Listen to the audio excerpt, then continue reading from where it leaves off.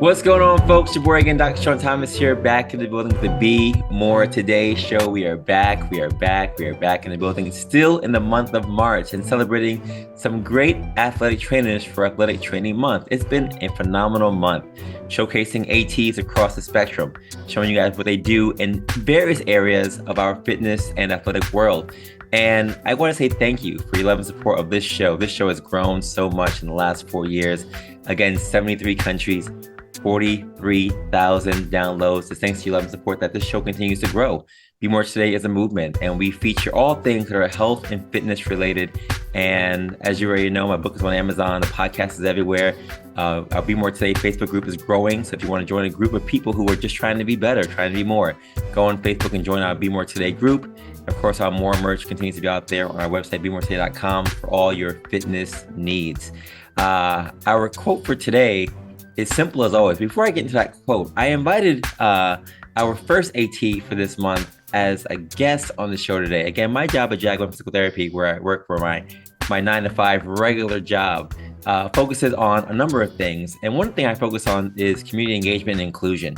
And for National Athletic Training Month, I said, let me bring on someone who has more energy than I do. Someone who is as enthusiastic about what they do for their platform, for their life, for their why as I do. And that person that I met this year is none other than my new best friend, Ryan Stevens. Now, Ryan Stevens is going to be our guest host today, but he's also the Senior Director of Athletic Training at JAG-ONE Physical Therapy and a founder and host of the Catalyzing Podcast for Athletic Trainers. So, Ryan Stevens, what is going on? What's up, my man? High five out to you. Looking forward to another conversation. Always great to see you. And really appreciate this opportunity. And thank you so much for doing your part to help spread the great things about athletic training through your podcast. Listen, I appreciate you and your tutelage and your leadership and your energy. Like-minded people, whenever we get together, it's always a great thing. So I appreciate you. And the quote for today, Ryan, I want you to talk about it a little bit to kind of get your thoughts. It's by Booker T. Washington. And he said, success is to be measured not so much by the position that one has reached in life, as by the obstacles which one has overcome while trying to succeed. When you hear that quote, Ryan, what thoughts come to mind? What do you think about when you hear that quote? The first thing, two things come to mind. First is the term pursue mastery, which is actually one of the mantras of our JAG-ONE Athletic Training program. It's just a matter of, you're going to fight battles. You're going to always be climbing and working towards being a little better. You're going to make mistakes. You're never going to be perfect, but you're always working towards learning from what you've done in the past, learning from what you've gone through in the past. So when you shared this quote with me, the first thing that stuck out to me was that mantra that we have with our athletic training team is just, regardless of what happens, we're going to learn from it, we're going to grow from it, but we're just going to continue to pursue mastery in our craft, in our field, but also as humans, as personally and professionally. So that's the first thing that stuck out. And then the second part is just a matter of, we all make mistakes. We all screw up. We all do things that could have been done better. I've learned a ton from my career, from things I could have done better, from mistakes that I've made. And I think that's what has helped me to get where I am today, is because I've learned from those and taken those lessons and helped others to avoid those pitfalls in our profession, those other challenges that I came against as well. So I also see it as that way. Is those obstacles that we overcome helps us to teach others so that they hopefully don't have to overcome those obstacles themselves. Yeah, completely agree with you. I had a coworker of mine say, and I won't say their name or anything, but they were new to our office, and they said to me, they don't make any mistakes. And I was like, And I know the person said it like kind of joking, but also kind of serious, like thinking they don't ever make mistakes, but we all make mistakes, man. I think part of the growth is learning from your mistakes and moving forward, because you can't get any better unless you make mistakes on certain things. There's so many things that I've messed up on, and I know I wrote a whole book about the great things we've done and I've done, but so much of that book is really focused on mistakes and things I messed up on and things I learned from to get better in my craft, in my life, professionally, athletically, as a father, whatever else. So I agree with you. It's that thing that you can take that thing and really make it a positive. But if you don't take that thing and make it a positive and you just focus on the great things, you're never going to ever grow. You're never going to ever succeed. And one of the things I love about athletic trainers is that you all come together to help people succeed in their craft. and they make mistakes on the field and even in terms of injuries, whatever else, but you really do a great job of helping them to get past those things to be great. And I had to bring you on the show today, Ryan, because we have 3 more ATs that we want to bring on for our final series. We've done a whole 4-part series for ATs for this month. And if you don't mind, sir, I'd love you to introduce these 3 trainers that we have on the show today.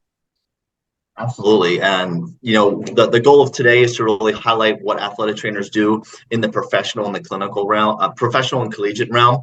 And so, 3 fantastic members of our team at JAG-ONE Physical Therapy that we brought on today. We got one in each of those realms, and then one of them who has worked in both of those realms extensively. So really excited to share 3 great people. First off, I want to introduce Alexis Ayala. Alexis is our athletic trainer with Rutgers Club Sports at Rutgers University. He also previously was an athletic trainer in multiple stints in minor league baseball, independent league for multiple teams. He's done internships in professional baseball. He's just always had a passion for that realm. And he's just one of our amazing ATs that has just done so much in his career. I've had a pleasure of knowing Alexis for, I think, going on 7 years now, right, Alexis? I think, yeah. Yeah. So 7 years now, and it's been a pleasure watching him grow. So excited to feature him here. We've got Julianna Mangano, who is our athletic trainer with the Staten Island Fairy Hawks. So she's exclusively in the professional sports realm. The Fairy Hawks are a professional, independent league professional baseball team, but Julianna also has experience in the collegiate setting. She has experience with professional women's hockey, with professional soccer, and as well as secondary sports. So she really has tied that all together. So wanted to feature Julianna as one of our ATs here. And then Patrick Zahn, he is full-time in a collegiate setting. He is full-time at Cairn University in Bucks County, PA. Him and one other athletic trainer take care of the student athletes there. And Patrick's been an AT since 2019. And in addition to that, he's also got some specializations in strength and conditioning through the NSCA. And really just the 3 of these athletic trainers are so well-rounded and are different points in their career, all serving those professional and collegiate sports realms. So I thought, what better trio to have this conversation with than Alexis, Julianna, and Patrick. So thank you, the 3 of you, for joining Sean and I today on this conversation. Absolutely. Thanks for the invite. Thanks for having us. Listen, we're super excited to have you guys on. And I just have a question for each of you. You can answer any order that you want. You're all ATs. You all work for our company, JAG-ONE Physical Therapy, and we love our company. But for those who don't know who we are and what we do, what makes working under this umbrella, JAG-ONE, in our various offices and our various AT connections with community and other places, what makes our program, our athletic training program, different than any other program that maybe you know of or have seen out there? What makes us special compared to everybody else? Anybody can answer. For me personally, it's pretty much getting used to the sheer scope of the reach that JAG has. Most of my locations, contracts, or my entire career, I've kind of been like a one-man show, a little bit of a lonely island. So transitioning here has been a completely different experience. Just like even seeing our newsletters coming out every week in the emails, seeing all the different locations, all the ways that JAG makes an impact and just touches individuals. It's different. It definitely has been a different experience, and I've been looking forward to experiencing more of it. I've expressed that with Ryan, just getting more involved in what we could do to kind of reach out and help get back, not just athletically. Mm. So, and the bounce off of that is the fact of the scope that we reach, the community of just the athletic trainers that we're all part of, and the PTs and PTAs, anyone that we interact with is just knows what we do, helps us out. The communication between everybody is just very fluid. And just if I have an issue, somebody else that I can have a quick conversation with that can help each other out. But also I have done some PRN opportunities through JAG-ONE as well, besides just being here at Cairn. And they know when we show up, we have the JAG-ONE logo. They know what to expect, and they know that we're going to take care of them regardless.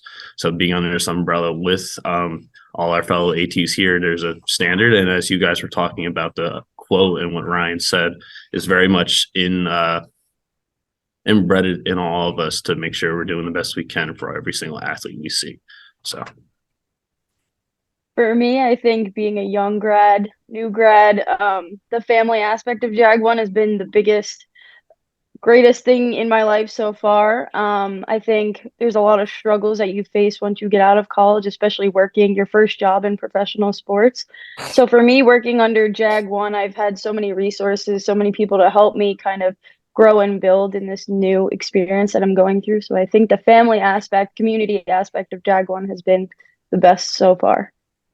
That's great. I appreciate all your thoughts and comments. And, as someone who I've learned so much talking to Ryan and talking to all the ATs this month about what you really do and what we do collectively when it comes to engaging our athletes and our current regular patients in our clinics. But I think a lot of people still get confused when we talk about the difference between working with this population, professional athletes, collegiate athletes, as I was a collegiate athlete at one point in time as well. So I know, but for a lot of listeners, they don't really know, what the difference is between maybe what you're working with in terms of your professional athletes, your collegiate athletes, and our regular population of people that you may see, in a clinic, or people who are just doing, regular things throughout the week in terms of activities. So what's one of the major or some of the major differences between, working with these athletes, these high level athletes that you work with on a regular basis versus maybe working with someone that you may be seeing during the week for other things that aren't so intense? I can go. I don't want to just keep going if anybody else has something to say. I know for me personally, I find myself having to pump the brakes on the professional athletes a little bit more. Everybody thinks that there's no difference between like that weekend warrior or even like maybe a D3 or, like a JUCO type college athlete. And when we're talking professional athletes who this is their job, this is their career, this is not just a goal or, a dream. This is what they do for a living. They eat, sleep, and breathe this. So when there's the slightest bump in the road, I feel like I have to place more emphasis on rest, recovery, slowing them down, because otherwise they will run themselves into the ground very quickly because they want to be out there. They're constantly pushing to do more. I mean, yes, can we challenge them more? 100%. But at the same time, part of the balance of what we do is to make sure they do it gradually, progressively, safely, so that way once we get them back there, they stay there. So for the collegiate, it's basically kind of the same thing that you just said, but also the fact that like every one of these athletes, to them, even though I'm at the D3 level, every game to them is their Super Bowl. So they want to be out there. They want to do the best they can. When they have to come in our room and they have to do their rehab, they have to, in a way, we have to remind them that they are a human first instead of their sport. So they have to make sure that, at the college level, I'm at the D3 level. Some might be able to. We do have a couple athletes that are going into minor league soccer. So you never know when they're going to end up at the professional level to an extent, but they have to realize that sport itself is their life now, but you have to remember your body will be used for the rest of your life. That's one of the biggest things that me and my coworker Christy try to implement to these athletes. Your sport is your life, but again, pumping the brakes, got to be able to use your body for the rest of your life. Even though when it comes to the difference between like general population people, they're trying to just get back to their normal life if they're in the PT clinic. But these athletes have to remember that sports is their life, but you also have to remember there's a part of it afterwards, especially at my specific level at the D3. If it's at D1, you have a little bit higher chance of them going professional. Sometimes you have to pump the brakes because you want to preserve their career. But when at college level, specifically at mine, they have to remember there's a whole other part of life outside of it. So that for when it comes to college specifically and the D3 level, that is one of the biggest challenges, and just also the entertaining part of this, the complexity of it. Mm-hmm. Yeah, feeding off of both Alexis and Pat, I think it is the checks and balances. Having more experience now in professional sports, I think that there is a sort of challenge because, yes, of course, we want our athletes to all, go to the end goal. And I think no matter what setting you're in clinically, we are goal oriented. That's the nature of athletic training. That's the nature of patient care, is always goal oriented and wanting the best possible outcome. So I think between college doesn't matter, to professional to regular physical therapy setting. We all want the best for our patient, but sometimes we have to tweak small things to make sure that they get to that goal, but within reason. Absolutely. And let's build on that a little bit, because we're going to go right to the question about the challenges, because you were already alluding to it with all three of you. Julianna and Alexis, when it comes to the world of minor league baseball, independent league baseball, what are one or two real big challenges that athletic trainers might face on a regular basis that's unique to that setting compared to either other sports or other levels of competition? I would say for me, I think the season is so short. I mean, it seems long, but you get thrown in and you have to gain this trust and this respect right from day one. So I think a huge challenge would be just getting that respect from not just the players, the staff, but everybody involved in the organization. And once you have that, I think you can build and grow off of that. And that's kind of how you set yourself up for the rest of the season. Because once you have that relationship that's set in stone, you can easily work through your patient care, and get that best possible outcome. Because without that trust, without that respect, you have nothing. I know for me, I had to do some sort of personal detachment almost, because at minor league level, as Julianna's probably experienced, that if you make a certain decision and somebody's going to be out for X amount of time, that might cost a job. Somebody goes home. And whether it's somebody you got along with greatly, or like as a family man, somebody that is pursuing something and they got kids at home, you don't want to be the reason that might be getting them sent home, costing them an opportunity. And I know for me, it was a tough struggle, because I want to be the cheerleader. I want to help support them. I want to sit there and get them back so that way they can get back to doing what they love and chasing that. But at the same time, if somebody's hurt, I got to do my job professionally, try to take care of them. And as a unforeseen consequence, somebody might get sent home. So it puts you in a bit of a pickle where you got to make a decision. Do I do what my heart wants, or do I do what professionally I know is going to be the right call? Absolutely. And I can just speak from personal experience. When it comes to Alexis and Julianna, just seeing it firsthand, the amount of respect that they do create and trust and rapport they build with the teams that they work with. I've seen it firsthand as their leader, and it's been really awesome. I'm glad you mentioned that, Julianna, because that's really crucial as you ramp up for the season and you have that long season. You're basically family with that team for all that time, all those hours. And Alexis, absolutely, that's a key part of it too. And I think it's something great that the both of them manage, is they're able to separate that professional side while still being the connection side. It's a very unique aspect of a professional sports when it comes to athletic trainers. So thank you for mentioning that. Let's switch gears to the college setting now. Alexis with the club sports, but then Patrick also with the NCAA sports. What are one or two challenges specific to that realm that you have to keep in mind as an athletic trainer? Biggest thing for me and Chris here over at the college level is just the fact of also they might be athletes, they want to get better every day, but it's always the commitment aspect of them they show up to their sport, they show up to their practice, especially at this level, all they want to do is play.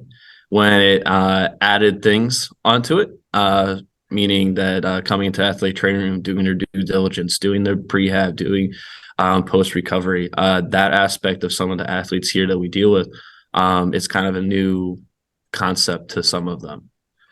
Which to me is a surprise. When I was a college athlete, all I did was spend time in the athletic training room and afterwards to make sure my body was as healthy as I could be. So right now, that education piece of making them understand that you got to show up before practice. Just because you have practice at 3:00 does not mean you show up at 3 and just start getting ready. Practice technically for them should start at 2:30, and they have a valid warm up, and then afterwards they're either coming in here. We always have some sort of recovery. We have plenty of modalities and other things that we can use to assist them in their recovery afterwards. So that's one thing that me and Chris are very much harping on right now, with the baseball team, that we're trying to make sure that they are, it's only the beginning of the season. If your arm hurts now, let's hope that you can still make it through the whole season. So that's one of the biggest things. The other one is mainly just challenge of connection with some of these athletes at this very small college. So they winning them over has been good, but also at the same time understanding that relationship, since there is a professional and friend relationship between them, as we are not only just clinicians here, we are also trying to build that relationship, and also mending bridges to other when it comes to mental health, when it comes to nutrition. There's sometimes that the stuff here at the college sometimes isn't exactly what they need or enough. So we have to be able to either point them in the right direction or assist them and making them understand that maybe you need a little extra help in this category or another category, making them understand they're holistic and not just being, I want to play my sport and only that game and run my body to the ground until I can't. But that's their mindset. But there is a whole other slew of things that they need to do additionally to that. So absolutely. And thanks for sharing that, Patrick. That's really crucial, especially in the world of Division III athletics. That level is super crucial. Alexis, the wonderful world of club sports at the collegiate level. Why don't you share one of those fun challenges that you deal with? Honestly, I got 64 teams. I have probably like 900 athletes from all sorts of craziness. But honestly, a lot of the difficulties are similar to what Pat said. Very, very much about the discipline and scheduling and just building a rapport and a connection. A lot of them have the expectation to be treated like varsity athletes or treated like they are potentially like semi-pro or anything along those lines. And just having to have an open, honest conversation about the scheduling differences, the differences in requirements, attention to accessory movements, rehabilitation, prehabilitation, everything that Pat said was pretty much on point. I know at the collegiate setting, with at least especially with club sports lately, I find a lot of conversations about, I guess, mental health in regards to schedule management of courses, break up with a boyfriend or a girlfriend, issues with parents, issues with friends. Somebody went out the night before and didn't let me know. And sometimes when you get that rapport that Pat was mentioning, and they're comfortable enough to talk to us about that, we got to switch hats. And you find out you end up spending 30 minutes having a conversation about life instead of worrying about rehab. And honestly, for me, I've realized sometimes that's more important than doing our 4 exercises, because then next time they come in, they have an increased energy and a vigor to get it done, because now they know hey, I'm not just there to be hey, how many have you been counting? How many sets have you done? Do this, change that. They know I actually care more about them just physically. Is also I want to know what's making them tick, what's going on in their head. So again, if I can add to that, that basically our rooms are not only just for rehab, as Alexis just said, but also creating a space for them that they truly feel that they can just come in here, and if they need to deload and have a conversation, that is what we're doing today. And that you can just see when they walk in, they have the world weighted on their shoulders at times, and they just need to have those conversations. So rehab might not be the focus that day. You're still doing it, but we're having a conversation at the same time. We can do 2 things at once. And we all as ATs are very good at that. Listen, I am listening to all of you, and I'm connecting with many of you, because some of those same things that you're talking about, I see in my clinic with my own patients, right? You're talking about building rapport, you're talking about connecting with people, you're talking about the psychosocial aspect that comes with also either performing as an athlete or just going back to your regular daily activities of walking up the stairs and doing your regular job again. Those things are succinct across all of our spectrums. My question for you, though, as I'm just listening to you guys mull over the number of hours you put in with your clients and the number of people that you have, Alexis, with all the teams that you're working with. And that's been a consistent thing across all the shows we've had in the last 4 weeks. I'm curious about the practical ways that you as ATs are able to do this. How are you able to build rapport? How are you able to get someone to respect?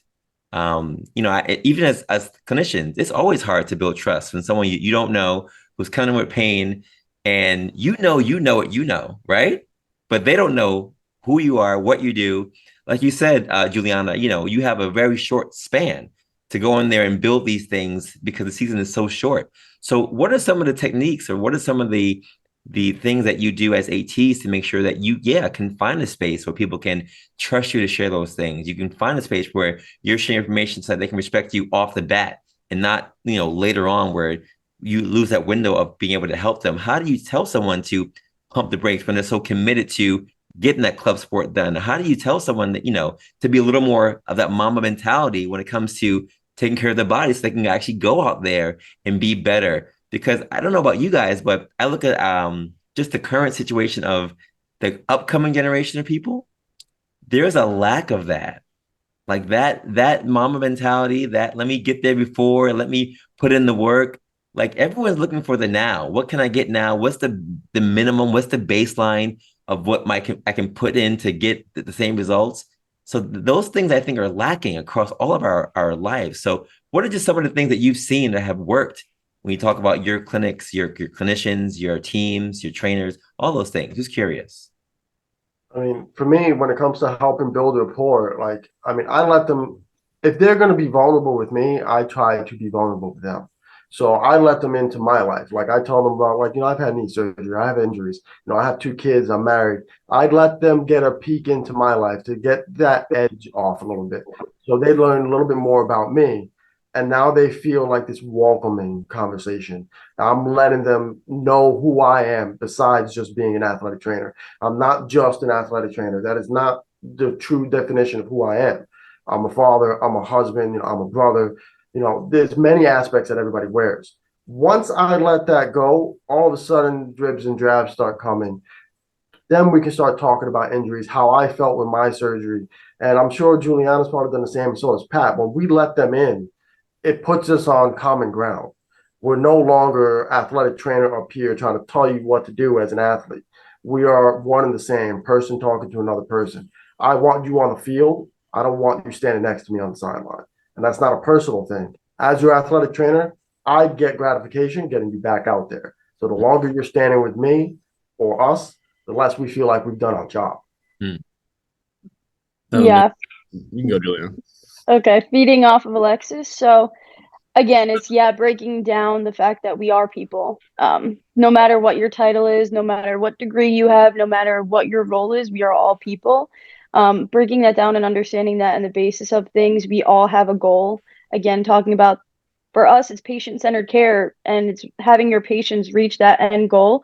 Sometimes it doesn't always happen, but it's getting the feedback from them because, again, we are people, we do make mistakes. So we have to reason with them in a way that it understands that, yes, we want the best for you and we'll get you to where you need to be. But like Alexis said, I want to get you back out there. It might not always go smoothly, and that's okay. Because again, we are people, we do make mistakes and things happen. Change is inevitable. But again, it's having them understand that as people, we are the same level.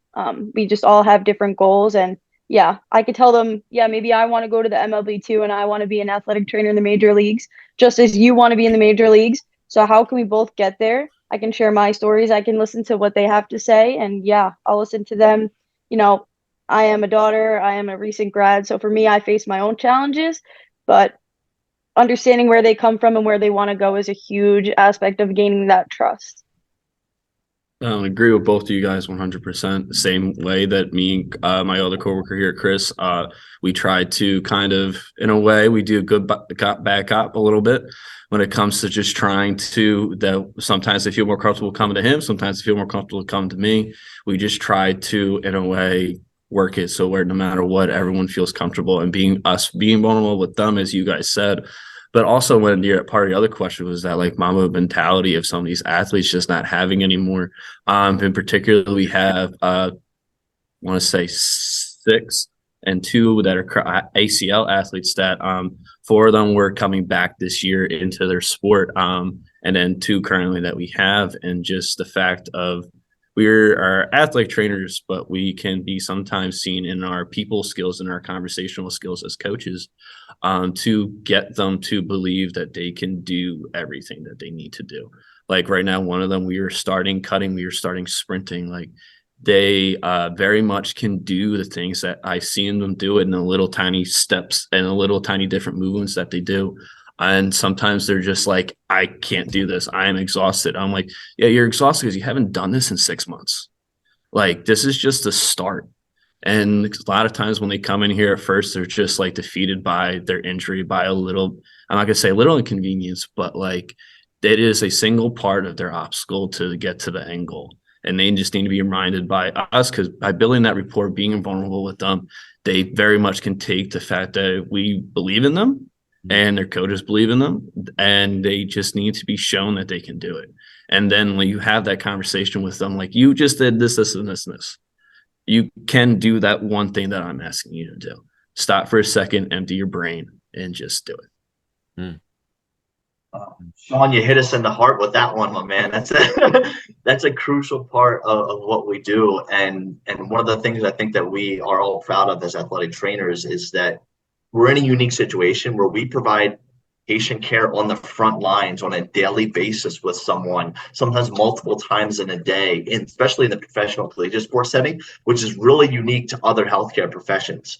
And because of that, you build those relationships. And I'm just so proud of our team for what they shared, because that's spot on with what's important in what we do as healthcare practitioners and as servant leaders in our realm, in the realm of healthcare. So spot on with those answers, team, and I couldn't agree more. Let's talk about what excites you. Let's talk, each of you, let's start with Julianna. What is one thing that is like the most exciting part of working with the Staten Island Fairy Hawks or, professional baseball? For me, I'd say every day, honestly, is a new challenge. It's a new experience. Like I said, change is inevitable. So things do change every single day, whether that be the lineup, somebody injured. It's very exciting. And I think the family aspect, like I mentioned, even just being part of JAG-ONE, I love being a part of a team, not just on the field with the Fairy Hawks, but obviously within JAG-ONE. But the injuries that I've seen are very exciting. I'm not going to lie. As athletic trainers, we do love to see some crazy stuff, but it's also very rewarding when we get to heal our athletes and get them back onto the field. But I'd say the most exciting part is just every day being a new day and getting to do what I love and growing with the team. When we win, we all win. When we lose, like, we all feel that. But there's always a new challenge, always a new exciting part to every game, every practice. Doesn't matter. Awesome. Spot on. What about you, Pat? Actually, I'll say that everything that we kind of just talked about every day is a new day. You never know what's going to pop through our doors. That is always going to be exciting when we are at games. You have no idea what is going to happen, and their wins are our wins and their losses are our losses.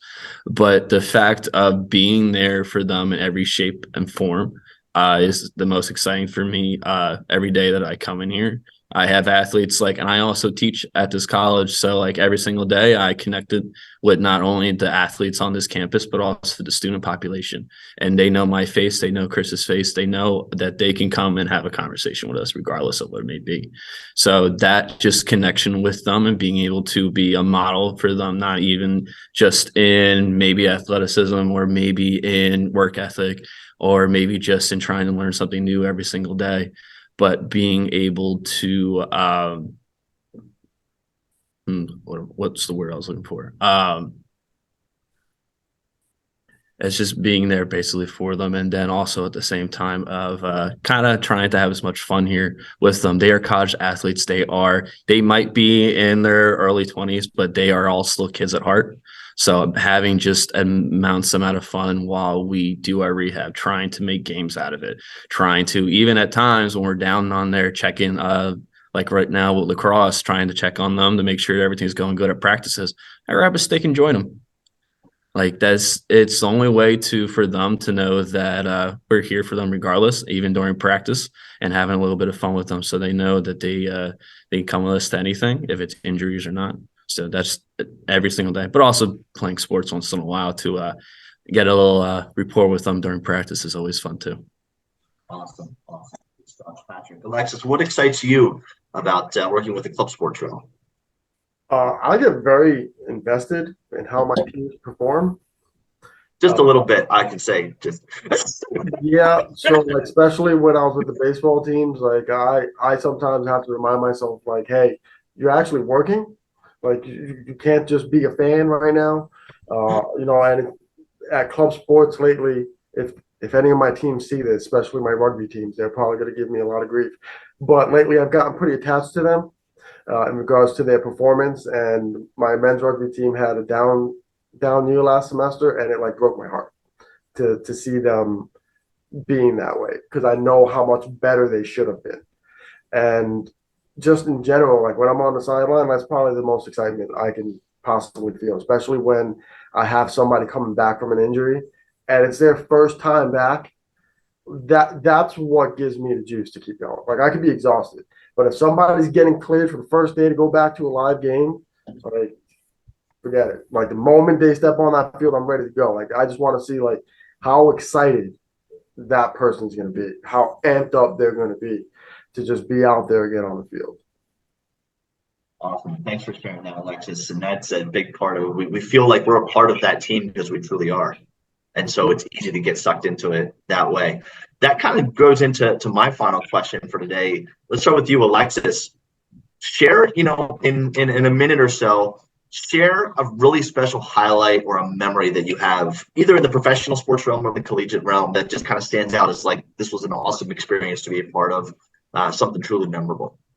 2019, when I was with the two baseball teams by far. LIU Brooklyn, I won a NEC championship. I won a MAC championship there, but in 2019 with Marist. But in 2019 with the Jackals and the Miners, both teams made it to the playoffs. The Miners coasted the whole season. The Jackals had a fight for the fourth slot. They both made the championships to play each other. I was the athletic trainer on both sides, doing both teams. And during that season, I also was on the wrong side of a no-hitter thrown by the Miners against the Jackals. So I was on the losing side of a no-hitter for a pitcher that I was really close with on the Miners. So not only was there a no-hitter thrown during that season, not only was there a championship that I got to experience, but I also lost the championship because I was in the Miners dugout. But the Jackals were the ones who won. So it was so unique. I lost but won because you can only be as happy as your saddest child. I had a clubhouse full of upset players, and then on the other side of the wall, I had a team going nuts because they just won the league championship. So that was bizarre, but awesome. I love that quote. You can only be as happy as your saddest child. That resonates. All right. Julianna, what about you? So our last game of the season would probably be one of the most memorable moments for me. Obviously, having a team in their inaugural season was huge. We had a lot of ups and downs, and we grew together. Again, like I said, wins and losses and struggles that we all faced. We kind of felt that together. But it was at the end, the game played how it played. Our season ended before we really wanted it to, but they were playing My Way by Frank Sinatra, and we had fireworks, and everybody was just talking and, coming up to me and thanking me for everything that I did. And even people during the season, some of our athletes who honestly said maybe 2 words to me, were finally having a conversation with me and telling me, thank you for all the work that you did. And I think that really resonated with me because I worked really hard, and I felt like sometimes you feel like you come short of what you wanted to do for the season. And at the end, I think, as Frank Sinatra said it, he did it his way and we did it our way, and I did it my way. And I'm glad that I was able to make a difference in the journey of some of these players who I will probably never see again. But I feel like I made a difference in their life, and they definitely made a difference in mine, because going forward for next season, that last game really set the tone for what's to come. Awesome. Wrap us up, Patrick. What about you? So kind of continuing on the topic that we kind of been talking about, I had an athlete, he's our goalie here for the men's soccer team. He broke his foot before I came here, and he was doing his rehab with both of us, but I really connected with him, trying to get him back on the field as soon as possible. He made it towards the back end of the season and came back and even won his starting spot back. And it was the last game of the season. We made it to the championship game. Sadly, we did lose. But the connection with those athletes, the fact that he came up to me and Chris, we were both there, and just hugged us, said thank you. And then he was just like, I would not be here without you guys. So those moments, as we get them, as we already said before about them, that one moment of them getting back in the field is just priceless to all of us. Their wins, our losses, but that was like a win-loss scenario about the fact that like he possibly could have never even been in that situation, but the fact that he trusted us to get him back in that moment was fantastic. Sadly, it is his senior year, and he also played basketball, so he was actually able to do that as well that he didn't think he was going to be able to. But he made it back. Sadly, they lost that too, but again, of him and another one of his players that we helped stay on the field. It's just those moments at the end of the season where they take the initiative of themselves and realize that how much work and trust that they put into us, and they just appreciate the crap out of it. And so do the coaches. So those moments at the end of the season are always the most memorable parts. Wow, folks. I mean, so many stories. I'm inspired just listening to all you guys. And every time I talk to people who are working with athletes, I go right back to 20 years ago, back at Brown, doing my running thing, doing whatever else. And the same feelings come up about competition, about being out there, or working with your trainer. The trainer that I work with at that time, I had surgery my senior year, and I had surgery in September. I tore my meniscus for the second time, toured in high school, toured in college, and I was out for 4 months. I remember my athletic trainer was also a PT, worked with me for 4 months straight, and got me back to be able to go back to being at the top of the league, won the conference championship indoor and outdoor for track and field, for triple jump. And I was just so excited that he was able to get me back there. I remember to this day, all the work I did working with him every single day in his office, and not, like he all said, not thinking I could ever do it, not thinking I'd be able to come back, but him always being like, you can do it. You're going to be fine. Your knee's going to bend. Just stay on the bike. Just keep moving. And just the confidence that he, and my coach clearly, but the confidence that he instilled in me every single day, that helped. And you see people who win championships or even lose championships, and they're up there with their medals or the trophies, and you thank your coaches, but sometimes the people like us, right, especially you, the ATs, are the ones who are literally planting those seeds every single day to get them to be able to be in that position to be victorious. So I thank you. I thank you for your hard work, for your efforts. I think, as a former collegiate athlete, and for those who are current ones that you guys are touching every single day, they thank you as well for all the hard work you're doing for them. It should never go unnoticed. And that's why I want to have this month to really highlight the great work that you guys are doing every single day, because it's a profession that literally is on the platform that everyone else should be on. When you're talking about greatness, you're talking about getting over goals, success, and obstacles. You guys do that, I think, every single day. So I salute each and every last one of you. You guys do an amazing job. And to be honest, the whole Be More Safe platform is that. We're trying to just highlight people who are being more every single day. So my last question for you is, this whole Be More Safe platform is a name, and it's a title, but it means something different to each of you. So when you hear that phrase, Be More Today, what does that mean for you in terms of what you're doing for your athletes, even for yourselves on a regular basis? Let's start with Pat. So I'd say that to me personally in my life, is outside of professionally, is just the fact that it's not that hard to be a decent human being. You need to just look at everyone with respect, treat them with respect, and you get everything back. As long as you try to improve yourself every single day by either learning something new or having a different conversation in a way, or someone they haven't talked to in a while, have that conversation, even the people that you see every single day. So being better more is just the fact that you take the things that you might have not done in a while, or things that you do on a non-so consistent basis of just trying to do a little better each thing every day. But then in professional setting, it's just pushing everyone that you have under your umbrella to be the best they can be. Have those conversations. A lot of everything that we talked about today is rooted in that. And then just reminding the athletes that, especially my level and the collegiate level, of just that they are human beings first. You got to better yourself as a human and an athlete at the same time. You can't forget about one or the other. Yeah, that's big. Alexis? Actually reminds me of something else that I heard recently. Increase your capacity, and you can put like a blank at the end. From Alexis Spotify. Alexa, stop. Wait, does that happen often to you? Yes, it does.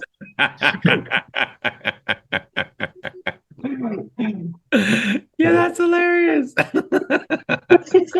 Happens very frequently in my house. So it's more about increasing your capacity in many different fields. You can put a blank at the end of that, and whether it be increase your capacity to be a teacher, to be a student, to constantly be learning, and just constantly pushing yourself to be more, and just keep growing. And along those lines, similar to like what we talk about with pursuing mastery, and think about failure or fear of failure, is that could be a very good mentor. Just depends on your mindset and how you think about failure and how you approach it. If you're fearing something, it might be a chance it's because you actually care so much that you're afraid of failing. That might be the task that you actually should be doing. That's true. Julianna. So there's a quote that I once heard, and it's one of my favorite quotes. So it goes, the person you should want to be better than is the person you were yesterday. So I think that truly resonates with the Be More podcast here, because you should want to be better in every way, shape, or form than what you did yesterday, who you were, know where you started. I think that's a huge thing for people, is know your roots, know where you came from, know the mistakes that you've made, like Ryan had mentioned earlier, and just grow from where you are. And that goes with everybody. It doesn't matter what career path you're in, doesn't matter who you are or where you want to go. It's just kind of knowing your roots and knowing where you want to be and rolling with whatever life throws at you. Awesome. I can't think of a better way to wrap up this segment, and really to tie in, Sean, when we started this conversation at the beginning of this, that quote that you shared about success being measured not so much by the position that we've reached in life, but by the obstacles that we've overcome in trying to succeed. What everyone spoke to today really just spot on talks about those obstacles and how we take so much pride as athletic trainers in that journey. It's more about the journey than the destination, because the destination is typically going to be something beautiful if you focus on the great journey. And I thank you, Sean, for picking that quote for this, because I think it fit very well with this conversation.